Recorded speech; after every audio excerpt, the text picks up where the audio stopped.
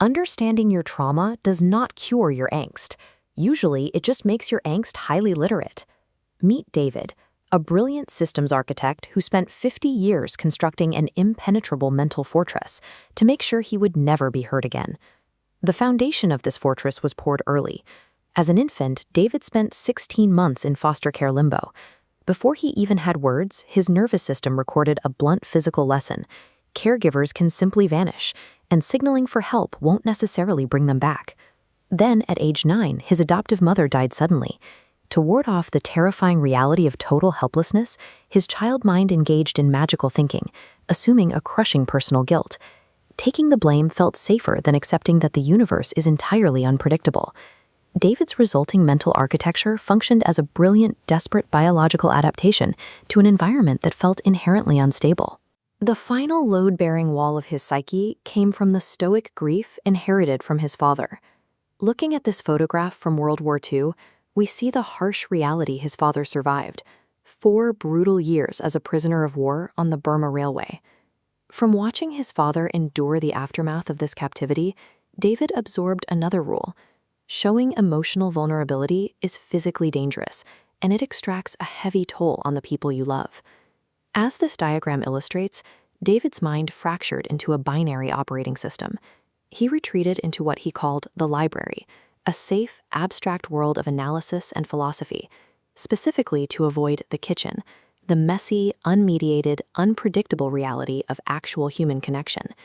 We can see this avoidance clearly in a memory from when he was 9 years old.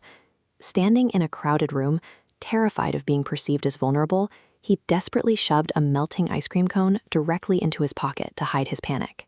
This birthed a lifelong survival tactic he called presence bankruptcy, the ability to keep his physical body in a room while his mind quietly packed its bags and exited the premises. As an adult, David tried to cure his isolation by descending into a cognitive labyrinth, endlessly analyzing his own pain. He meticulously categorized his emotional detachment, mapping out his personality through Myers-Briggs apologies and filtering his relationships through the precise language of attachment theory. He even turned to the architect of the unconscious mind himself, Carl Jung, sorting his internal protectors into neat psychological archetypes to keep raw feeling at a safe distance. The intellectual absurdity reached a peak when he drafted a theatrical play in the rhythmic style of Dr. Seuss, using a whimsical framing device to neatly isolate and manage his fractured psyche. He was living a modern Sisyphus complex. He constantly pushed the heavy boulder of anticipatory grief up the hill, rehearsing his own exits so he could abandon a relationship before anyone else could leave him. But this created an inescapable psychological trap. His profound insight didn't break his armor. It became the newest, most impenetrable layer of it. His ego was using absolute brilliance to endlessly deconstruct reality, ensuring he never actually had to experience the raw pain of living it. Eventually, this enterprise-grade intellectual machinery hit a wall it simply could not compute. The disruption came from an unexpected source: steps 5 and 6 of a clinical framework called moral recarnation therapy. These specific steps demand documented, unoptimized acts of help for others, with zero expectation of return.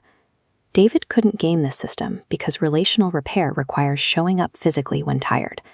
The scoring function lives entirely outside his head, inside someone else's nervous system. No amount of philosophical framing or AI-assisted curriculum could bypass the weight of actual human accountability. Every recursive loop eventually hit the same dead end, leaving the architect with no more moves to make. The analytical fires finally burned out. After 50 years of engineering the perfect defense, the system had run out of fuel, leaving David standing in the quiet of a defunct fortress. Looking back at the majestic 50-year-old architecture of abandonment he had built, David recognized a startling irony. The massive barrier he had spent decades reinforcing was never actually locked. The ego's defenses did not shatter in a grand mystical surrender. They simply reached the end of their utility and collapsed from exhaustion. This collapse triggered a physical reaction: the unscripted, undignified sound of the armor dissolving in an absurd cosmic laugh. Giggle, giggle, duh. The fortress wasn't defeated. It became irrelevant. The protection simply expired. With the armor gone, the only thing left to do was drop the clipboard and transition out of the mind and back into the physical body. This graphic outlines specific counter-deactivating exercises, small behavioral interruptions designed to keep the nervous system in the room. It starts with a simple 3-second body check, the act of forcing the mind to stay anchored in the physical space, feeling the feet on the floor for just 3 seconds at a time. Real healing looks remarkably quietly ordinary. It looks like sitting on the kitchen floor with a numb leg, simply being present with his daughter, and letting the moment exist without turning it into a thesis. He calls this ultimate state undefended presence, staying in the room without the armor, letting the ice cream melt in the marketplace. To achieve true liberation, you do not need to build a better library. You just need more kitchen floor.